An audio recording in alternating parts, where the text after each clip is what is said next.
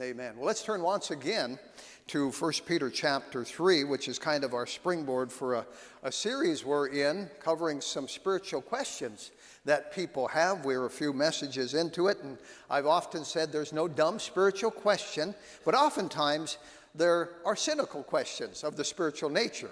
Because people, well, there's something about God that inhibits them. They keep guarded, they keep it inside, they bottle it up, and they're afraid to talk about it, and they think God is something for Sunday mornings only. I used to feel that way. And others, they're sincere, and they're looking for a reason to believe, to get into God, as they put it, as it were. But for those who are skeptical, it's quite often because they've had a bad experience in life, and as a result, they wonder, well, if there's a God, why would he allow this? And they adopt what I've called a negative filter. And they filter life through that negative filter, and they come up with things like, well, there's no evidence for God, or Christianity is just a myth, or the Bible endorses slavery, or religions cause war, and as a result, a lot of cynicism and skepticism is out there, and it affects not just the attitude, but the whole life of some people, critics of the Bible. And they have an arsenal of objections, I call it, and I've heard them over the years, and we all know these people. You're related to some. You work with some, you live by some. And so as a result, we're told here in 1 Peter chapter 3:15, but sanctify the Lord God in your hearts, and be ready always to give an answer to every man that asketh you a reason of the hope that is in you with meekness and fear. And so we're told to be ready, to have a ready answer. Jude put it this way. In Jude 1:3, he says that ye should earnestly contend for the faith which was once delivered unto the saints. Earnestly contend for the faith. Now that's called apologetics. And it doesn't mean we apologize for our faith. It means, the word apologetics means to give defense. To give defense of the faith. And of course, that's going to require a knowledge of the faith. That's going to require a knowledge of the Bible. And that's going to include the fall of man. That's going to include the virgin birth. That's going to include the second coming of Jesus Christ. Here's some things people are wondering about. This is going to also bring about the question, did God really create everything in 6 days? Because we live in a world, everything you hear, everywhere you go, it talks about how it took millions and millions and millions of years, and it makes it sound logical if you put millions of years on it, but that's totally contrary to Genesis chapter 1. The Bible does not teach millions and millions of years.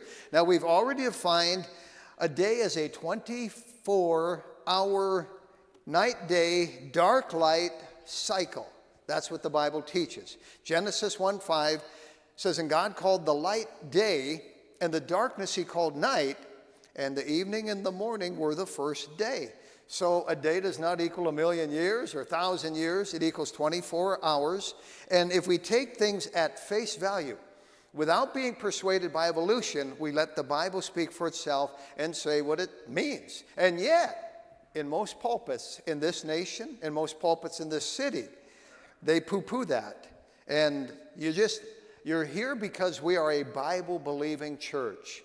And the Bible makes sense. We need to practice apologetics to give a defense. And remember this, we do it lovingly. We do it remembering that we were probably once skeptics and we believed all that stuff at one time. Now, our text here in 1 Peter chapter 3 reminds us not to be caught off guard. Let's look at it again. Verse 3 says, but sanctify the Lord God in your hearts, and be ready always to give an answer to every man that asketh you a reason of the hope that is in you with meekness and fear. And so we have a little series ongoing now to shore up our apologetics. And I do this a lot in sermons, but I want to bring a brief series that totally is about apologetics. And in the process, I want it to fortify your faith, your confidence in the Bible, and as a result, inspire you to share that faith with some people out there. So last time we left off with this question. The story of Jesus, wasn't it just stolen from some folklore, some story of the Greek god Horus, or the Egyptian god Horus rather? Because they claim this Horus was born on December 25th. He was born of a virgin. He was worshipped by 3 kings. He was a teacher by the age of 12. He had 12 disciples. This horse was compared to a lamb. This horse was supposedly crucified and buried for 3 days, and then he rose. And you hear this and you go, uh-oh, this is pretty incriminating. Did Christians steal the story of Horus? Well, young people Google this stuff and they come up as cynics, because there's even a YouTube video by the name of Zeitgeist, and it's very popular, which says all this stuff. The only problem with it, folks, and it's a big problem, it's simply not true. It is not at all true. It is brimming with errors. It is brimming with fabrications. In fact, everything I just stated about Horus is totally false, and yet it's touted in this video as fact. Horus was a falcon-headed mythological god worshipped by the ancient Egyptians. He was not a real historical person. He was kind of like Apollos and Mercury and Zeus and some of these Greek gods. They were always understood to be mythological. They were not actual people. And you can go to a simple encyclopedia and you can read about Horus, and it will reveal that he was not born on December 25th. And even if he was, it doesn't matter, because that's not the birthday of Christ anyway. It's just one that we use. Also, the encyclopedia says he was not born of a virgin. It actually says this mythological god was conceived by the gods Isis and Osiris, and nowhere does it say that he was born on December 25th, nor does our Bible say anything about that, nor does the Bible say anything about Jesus being visited by 3 kings. I heard to burst your bubble. That's not found in the Bible. And in fact, it really kind of looks like you've got some amateurs who don't even understand the Bible trying to disprove the Bible. But there is nothing in history about this make-believe Horus being a teacher at 12. On top of that, crucifixion was not even invented yet at the time he lived, so something is really fishy. Horus lived supposedly 3000 BC. Crucifixion was not even invented until 300 to 400 BC by the Medo-Persians. And on top of all of that, in most Egyptian myths, Horus never even died. So there is absolutely no comparison, but sadly, young people go on the internet and they read all this, and it's a bunch of drivel, and it's not true, and they walk away going, okay, Christianity is just a copy of Horus. No, Horus is a total lie. You say, oh, wait a minute. You mean it's a total lie? Yes, it's a total lie. The devil would resort to total lies. He's the father of lies. He doesn't blink an eye in order to take people to hell. He is a liar. And by the way, can you believe everything you read on the internet? No, okay. Let's take it with a grain of salt. So let's just clear the air right there. The story of Jesus was not stolen from the folklore of this guy named Horus. Next question. This one's interesting. Where did Cain get his wife? You ever heard that one? There's some common logic here that the Bible has errors or problems at the very least, because where could Cain have gotten his wife if the Bible story of Adam and Eve be true? Because obviously Cain was their son. Where did his wife come from? And there's also the thought you can't marry too closely, so he couldn't have married his sister. That's what they think. Well, let me just say this. The Bible does forbid you marrying your sibling. Did you know that? It's found in Leviticus 18. It's found in Leviticus 20. It's found in Deuteronomy 27. But let me just say this. That was a long time after Adam and Eve and a long time after Cain. Earlier on, the physics of the earth, the physics of nature in general were quite different before the flood. You're going to find this very interesting. We're going to talk a little bit about the flood, more about that in a moment. But even after the flood took place, we find cases in the Bible of siblings, at least half siblings, half brothers, half sisters, marrying each other, like Abraham and Sarah. Abraham and Sarah had the same dad. Did you know that? But they had different moms. And in Genesis 20, this is what Abraham said. He's on the hot seat. He said, and yet indeed, she, Sarah, is my sister. She is the daughter of my father, but not the daughter of my mother, and she became my wife. And so we find at the time of Abraham, it went on, but 500 years later, God forbids it at the time of Moses. And currently, I don't know of a country in the world where it's legal. Isn't that interesting? I know of 2 countries where you can marry a half-sibling, but there's not a country, unless I'm mistaken, where you can marry your sibling. Well, today there's research that shows that there could be deformity, there could be disease as a result of marrying your sibling. So, where did Cain get his wife? Back to that question. You know that there was a very famous trial in 1925 called the Scopes trial. How many have heard of the Scopes trial? More about that in just a moment. This question came up and somebody didn't have the right answer, and there were consequences. Carl Sagan, remember the skeptic Carl Sagan? This was a big question he mocked. Where did Cain get his wife? You know, Cain is one of the most famous women Cain's wife is one of the most famous women in the Bible, and yet we don't even know her name. She is totally unnamed. And for thousands of years, this argument, this question has been asked, where did Cain get his wife?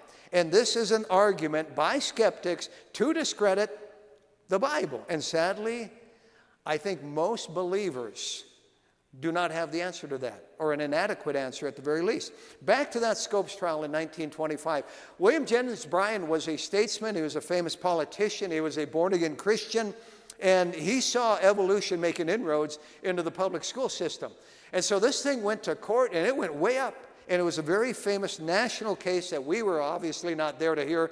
But Clarence Darrow, famous lawyer, atheist, brilliant guy, who, by the way, from what I understand, on his deathbed, summoned several ministers together and said, you know, I'm about to die, fellas, and I'm afraid I've offended God during my life. What do I do about this? Which is common amongst skeptics when they go to die. But we find out that he was inquiring with William Jennings Bryan about where did Cain get his wife, and Bryan didn't have the answer. And Darrow shut him down. And it actually helped usher in evolution to public schools for decades. So this is important. Where did Cain get his wife? Well, let's start at the beginning.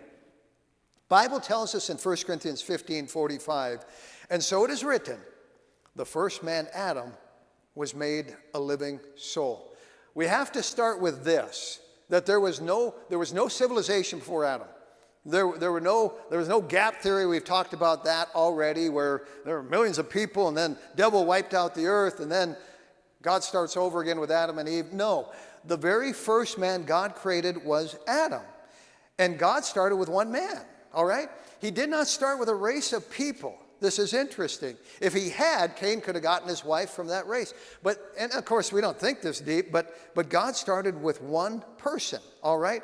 And then he took from that one person a rib, and he made Eve. And the Bible teaches this, that we all came from the same parents. In Acts 17, it says, God hath made of one blood all nations of men for to dwell on the face of the earth.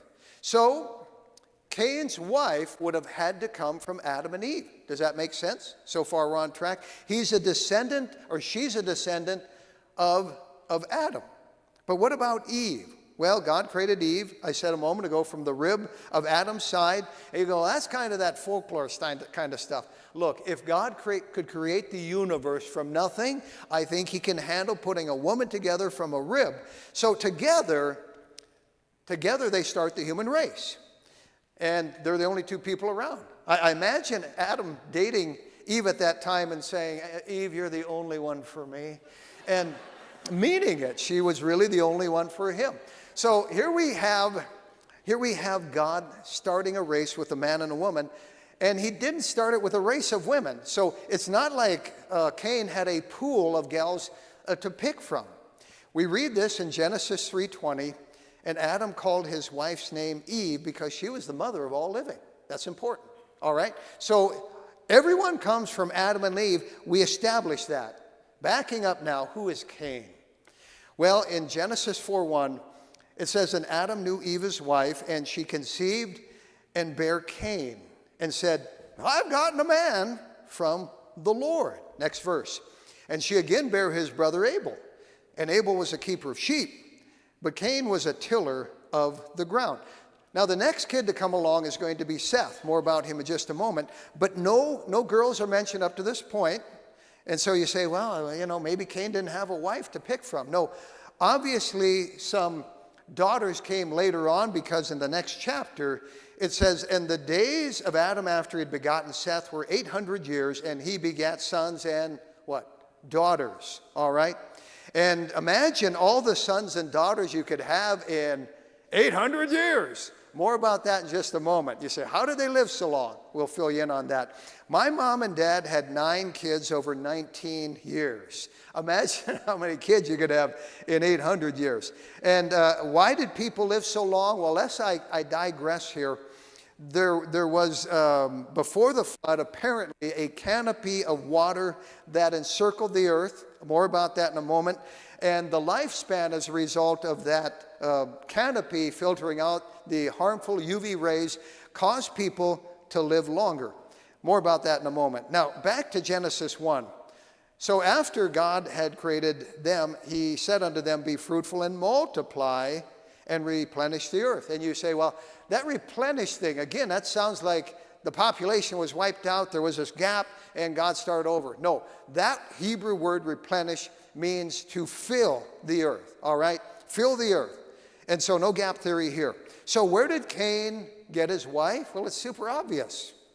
And I'm not sure why it's even a problem. A brother would have had to marry a sister, at least for a while. At least for a while. And then it would have to be cousins. Have you ever stopped to think about after the flood? Who do you have? You have 3 brothers and their wives repopulating the earth. And so you've got cousins are going to have to marry cousins. Apparently, it was fine at that time. Now, back to Cain. The Bible says in Genesis 4:17 that Cain knew his wife, and she conceived and bare Enoch.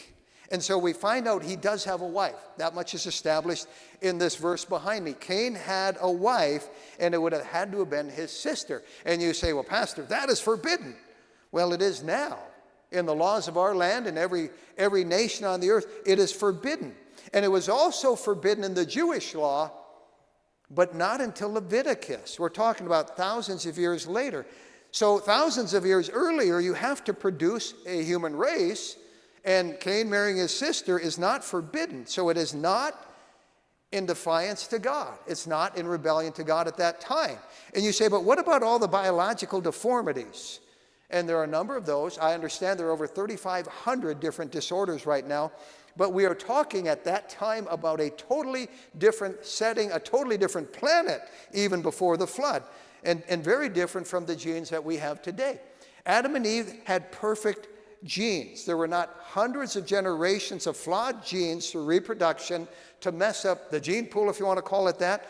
Over a long period of time, there's degeneration. So from Adam and Eve to Moses, you have about 2,500 years of what we'd call mutations and problems. But at the time of Cain and his wife, there were virtually no imperfections in the genes to start with.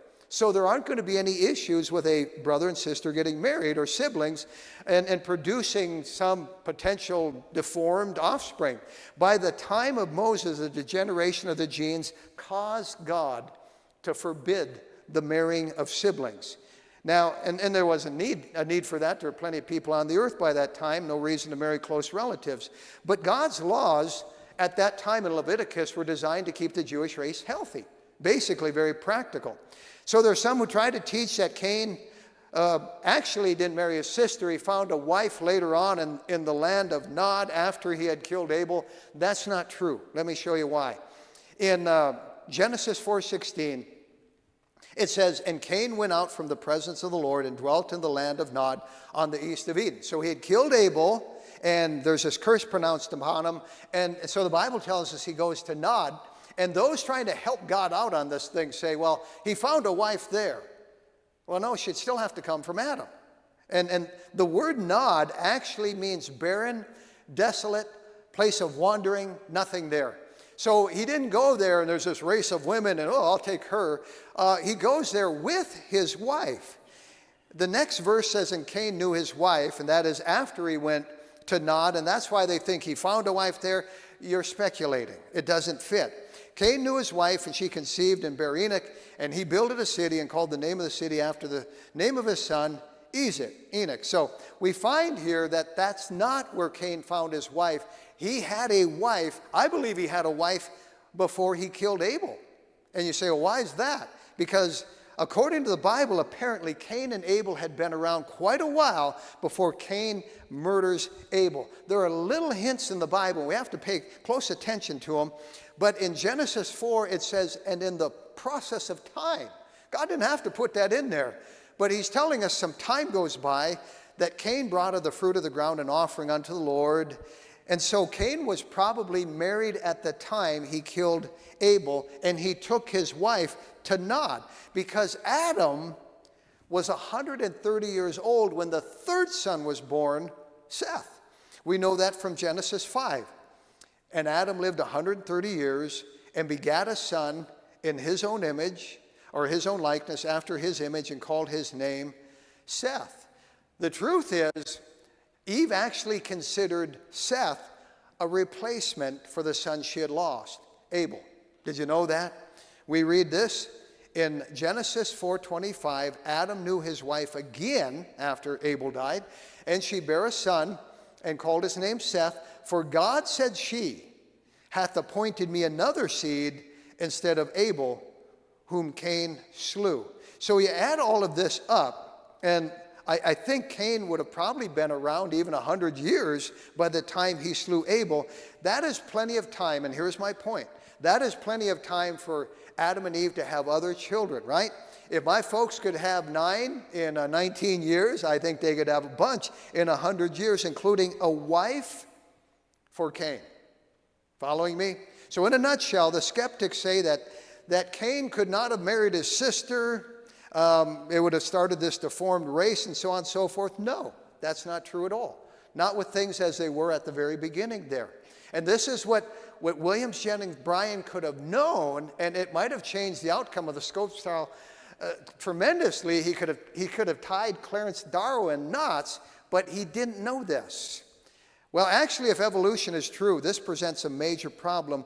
Worse than trying to explain where Cain got his wife. Follow me. How could man have evolved over all of these millions of years by mutation? That word means mistakes, basically. In the first place, since the process would have made us all deformed in every case at this point. It just doesn't work. In fact, the fact that people can produce offsprings that are largely not deformed testifies of creation, not evolution. Now, we're going to fast forward a couple of thousand years from where did Cain get his wife to the flood of Noah. And we're going to spend a little bit of time on this. I think you'll find this very interesting. Is it really true that there was once a flood that covered the entire world with water? Well, scoffers actually say it was based on a flood legend like the Epic of Gilgamesh. You ever heard of that? The Epic of Gilgamesh. Well, no, vice versa. Noah's flood took place first, and the Epic of Gilgamesh copied it. So was there a worldwide flood at one point?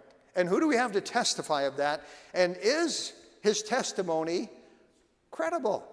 Well, would you believe the words of the Lord Jesus Christ? Is that a credible enough testimony for you to believe there was once really a guy named Noah and a worldwide flood? Well, here we find Christ in Matthew 24 saying, but as the days of Noah were, so shall also the coming of the Son of Man be. Jesus Christ claimed there was a real person that lived by the name of Noah, and the conditions at his time were so bad that he mirrors it to the end times, and it sounds a lot like the days we are living in. I got to read this to you, and I don't know if you're going to be able to see it, but there's a Sumerian king list that goes back to 2119 BC. They've dug it up, and you look there on the right, and you'll see the writing underneath it, and here's what it says. The flood swept over the land, and after the flood had swept over the land, and kingship had descended from heaven for a second time, Kish, or Cush, became the seat of kingship. Now, who is Cush? Well, let's read the left side. The ancient city of Kish in Samaria is believed to be named after Cush, one of Noah's great-grandsons. How many have great-grandsons here? Some of you? Okay. And so anyway, we have a great-grandson of Noah, and the clay tablets of ancient kings do establish Cush or Kish as a real person and a very strong connection can be made between Cush and the founder of Kish, that city, the first established city after Noah's flood. This clay tablet was found in Samaria and speaks of the flood and of Kish's or Cush's kingship. And by the way, this is just a little part of archaeology out there that does verify there was a worldwide flood. Now, this is one of the most acclaimed things that really, as kids, we grew up hearing about Noah's flood. Even the heathen world know about this. The pagan society is aware of this. And the tradition, if you will, of this folklore is found in every country in the world. It's even found in the Chinese language. If I had time, I could show you how the very Chinese language talks about this. Did it really happen? That's the question. Is this a fairy tale? And somebody would say, well, no intelligent people would believe in a worldwide flood and a guy building a big boat and putting all the animals on it and preserving civilization and so on. Well, no, that's not true. Actually, the most brilliant minds I know out there believe that at one time, about 4,500 years ago, the entire world was underwater. And it's a fact. But, it takes faith either way. So first of all, the details. Let's talk about Noah, let's talk about his ark, let's talk about this flood. If you go to a lot of church nurseries, you find this kind of caricature of this cartoon houseboat and giraffe heads sticking out of it, and we grow up thinking, oh, that's the old ark. Well, let's talk about this ark. First of all, its size. God's talking to Noah, and he says, and this is the fashion which thou shalt make of it. The length of the ark should be 300 cubits, and the breadth of it 50 cubits, and the height of it 30 cubits. And so this 300 to 50 to 30 kind of a ratio is actually used to this day for barges and that kind of thing and things that hold large amounts of cargo. But what is a cubit? We don't use cubits today.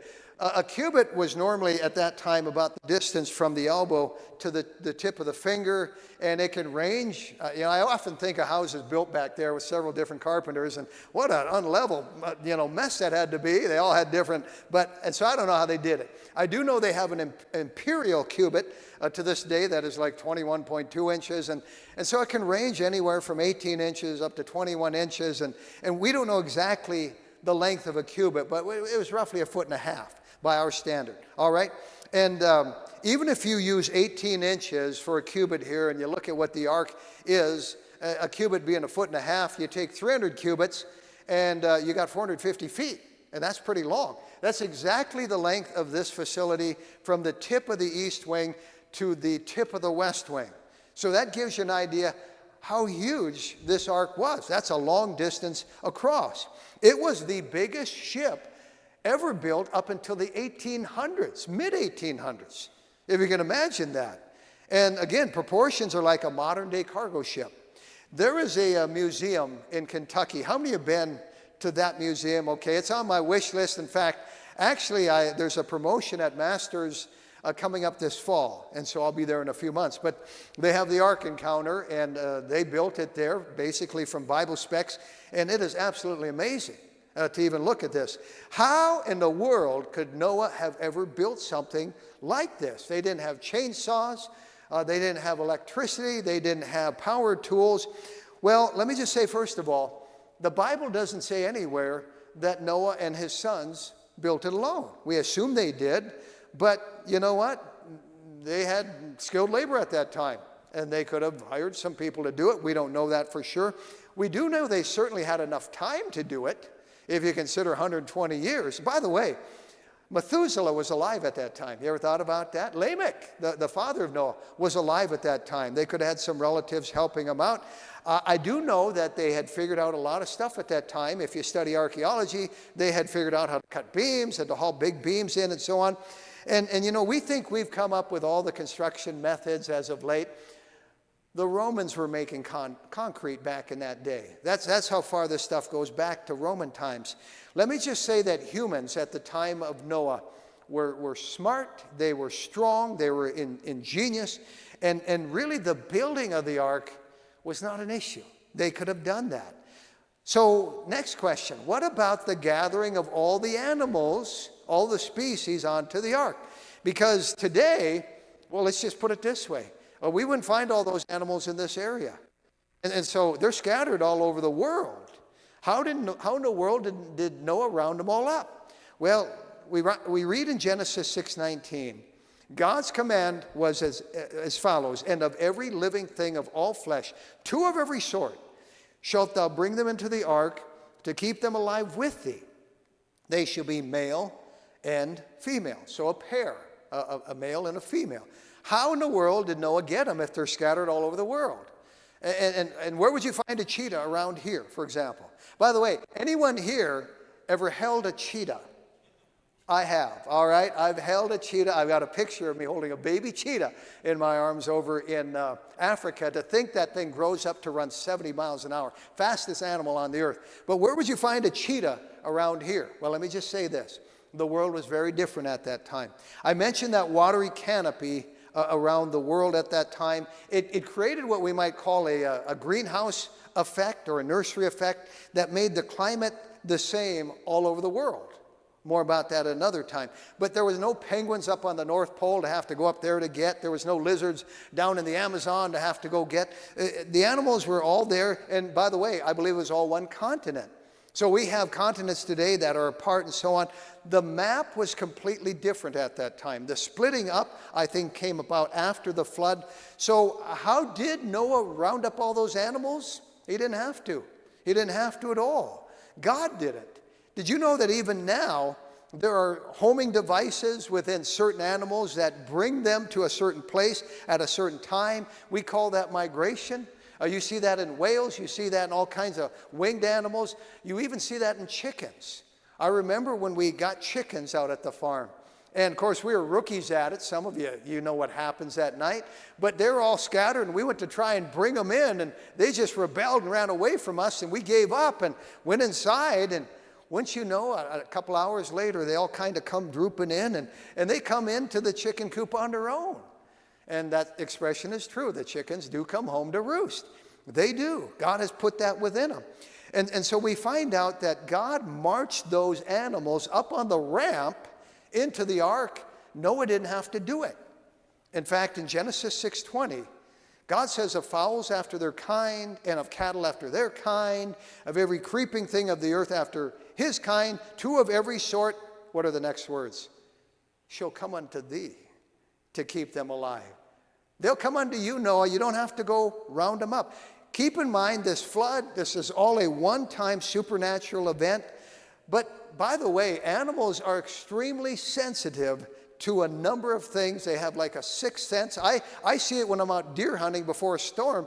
They know it. I see it when you fish after a front moves through. They shut down. And that migration instinct, that hibernation instinct, that sensitivity to an oncoming earthquake. There's something in the animal world, it's incredibly intuitive, and there's a lot of examples of that. But we find here God brought the animals to Noah so he didn't have to do it. Now here's another question. How did Noah fit huge dinosaurs on that ark? Did they stick their necks out with the giraffe and all that kind of stuff? Or were they already extinct? That's a common question. Were the dinosaurs extinct before the flood? The answer is no. The fossil record shows that dinosaurs lived and died during the flood and were even around after the flood. Dinosaurs were on the ark, and their heads weren't sticking out the top. They were juveniles. Obviously, they were small, and a lot of dinosaur skeletons. You don't hear about this. A lot of the fossils found today are about the size of a buffalo. So we always picture them some big thing from the tip of the wall to the tip of the wall. No. Also, it is believed that a reptile will continue to grow as long as they live. And so if you've got humans living hundreds of years and reptiles as well, they get pretty big. Remember, in the pre-flood world, there was a greenhouse effect, and that watery canopy filtered out those UV rays, and everything lived longer. So there were probably about 75 different dinosaurs needed on the ark, and probably most of the animals were juvies. They were small. They didn't have giant elephants. They had baby elephants. They didn't have giant giraffes. They had little giraffes. And that means when they step off that ark, they have a full life of breeding ahead of them. Creation scientists believe there were about 15 to 16,000 different animals needed at that time to preserve the animal world. So that brings on the question, how do you fit 16,000 different kinds of animals? To remember, you need a pair, and also 7 pair of clean animals, 7 pair of winged, certain things. There's a tremendous variety of species that did not exist at the time of Noah. And we've done a lot of crossbreeding today with dogs and cats, and we have all these varieties from a Chihuahua to a St. Bernard. This plays into question, because that ark's going to have to be huge to hold all of them. Well, no, you only needed the certain dogs, here's cats, here's rabbits, here's whatever it might be. You can dismiss the underwater world. They're going to be fine. They're going to come through it. But if you've got 16,000 kinds of animals and you equate the cubic feet of the ark, actually only about half the space that would have been needed to accommodate the animal world. The rest could be food. The rest could be living quarters for Noah and his family. And so you've got these juvies. There's a lot of less space. You got a lot less waste, by the way. There's a lot less food needed. You got all these smaller animals. You don't need water. You can just stick a pail out the window and fill it in seconds. Seriously, if it took the ark 120 years to build, I believe there was a lot of elaborate technology within it. You know, we think of Noah as being pretty primitive. I picture a big funnel on the roof if you need water, all right? There's going to be a way to bring water in and have it do its job there with a little imagination. You say, how could 8 people have taken care of so many animals? Well, remember, supernatural event, God at work, and if God could bring these animals on board supernaturally, he could certainly make them go into hibernation supernaturally. You know, the incredible deluge of the flood itself was nothing for God to do. And so to put those animals into hibernation and so on, Noah and his family could have been sitting around playing cards for all we know. It's all just taken care of, okay? But actually, the number of animals naturally going into hibernation would even fit the reaction many animals have in a natural disaster. Did you know that? There's a divine survival mechanism. And picture this ark in darkness and rocking back and forth, and the animals basically just bedding down and going to sleep for the most part. But Noah still brought food on board. We know that. Genesis 6:21 says, "And take thou unto thee of all food that is eaten, and thou shalt gather it to thee, and it shall be for food for thee and for them." So not everything went into hibernation. And maybe they took turns going into hibernation. But I do know that in 120 years, you could build a pretty ingenious, elaborate food distribution kind of system with chutes coming down. You just pull a lever and the grain comes down. And no doubt there's probably some kind of a watering system that goes into channels to remove waste outside the ark. And you don't worry about it. So there's no doubt a plumbing system within this thing, and gravity-fed devices and hoppers even to distribute food. And let's give them a little bit of credit for no doubt having that technology, because it was developed before the flood. I believe there's evidence of that. So here's the next question, and I'm afraid we are out of time. But where did all the water come from?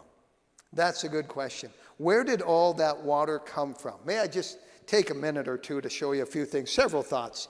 In Genesis chapter 2, verse 6 says this, "But there went up a mist from the earth and watered the whole face of the ground."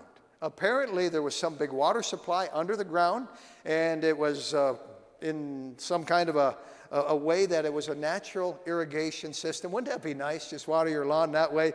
And so anyway, last week, I just got to tell you this before we close. I read this, and you can Google this. There is an underground ocean, if I could put it that way, underneath the earth's crust. That is, I think they said 3 times bigger than all the oceans in the world right now. There is an unbelievable amount of water under the crust of the earth. And Google that for yourself if you would. Now, here in Genesis 7:11, this is what happened. In the 600th year of Noah's life, in the 2nd month, the 17th day of the month, the same day were all the fountains of the great deep broken up, and the windows of heaven were open. And so it came from both directions. And next time we'll take a little bit of time to tell you what happened It was cataclysmic. It was unbelievable. It probably involved geysers and earthquakes and this violent, explosive upheaval. I don't think we give it enough credit to how rough it really was. But we'll cover where all that water came from and where all that water went. And we'll talk a little bit about that watery canopy as well as we continue to answer questions people have spiritually.